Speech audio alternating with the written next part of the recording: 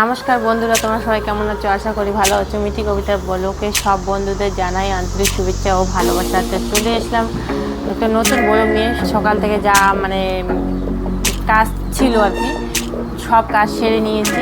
সকাল 6টার সময় উঠেছিলাম, উঠে স্নান টান সেরে নিয়েছি। আর এদিকে পুজোটা মা করে নিয়েছে, একটু রেস্ট নিচ্ছি। ঠিক মতোভাবে ভিডিও ছাড়া হয় না, কারণ আমরা ঠিক মতো কথা বলতে পারি না। দুটো ভিডিও দেখেছো, পরিস্থিতি আমাদের খুবই খারাপ। কারণ একটা ভিডিওতে তো তোমাদেরকে বলেছিল যে আমাদের বাড়ির সবাই শরীর খারাপ। হ্যাঁ, সবাই অসুস্থ, যে তোমার দাদা অসুস্থ, আমার বাবা অসুস্থ, মা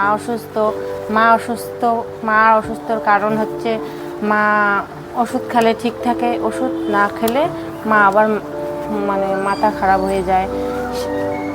পরিস্থিতিটা খুবই খারাপ চলছে। ওষুধ খাওয়ার সত্ত্বেও মাথা খারাপ হয়ে যায়। কি আর বলবো, এক তো মার টেনশন আর এক বাবার টেনশন। বাবার পুরো শরীর খারাপ, জ্বর, খাবার খেতে পারে না। তোমার দাদারও জ্বর, খাবার খেতে পারে না। আমাদের বাড়ির এমন পরিস্থিতি দাঁড়াচ্ছে, কি আর বলবো, বলার মতো ভাষা নেই আমাদের। টোটো যদি বের না করে তা কীভাবে সংসার আমাদের চলবে বলো?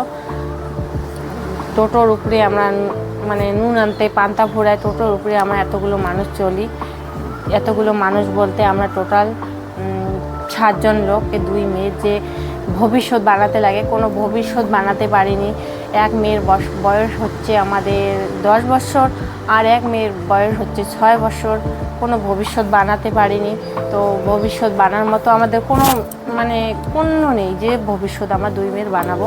ঠিকমতো আমি তোমাদেরকে ভিডিওটা দেখাতে পারলাম না, কারণ ক্যামেরাটা আমি ধরতে পারি না ঠিক মতন। তোমার দাদা আমাকে শিখিয়ে দেয়, অনেক শেখার চেষ্টা করছে, এত চেষ্টা করে দিচ্ছে আমাকে যে এরকমভাবে ধরে, এইরকমভাবে কথা বলে।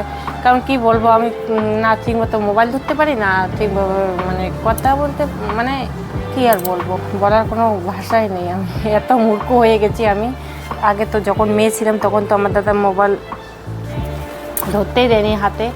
এখন বিয়ে হওয়ার পরেও আমি কাজের ধান্দায় থাকি। আমি এটা কাজ করে ওটা কাজ করবো, ওটা কাজ করে এটা কাজ করবো, করার পর একটু আমি রেস্ট নিতে পারবো, এটা ধান্দায় থাকি আমি। কারণ ফোনের একটু ধান্দা থাকি না তার মধ্যে।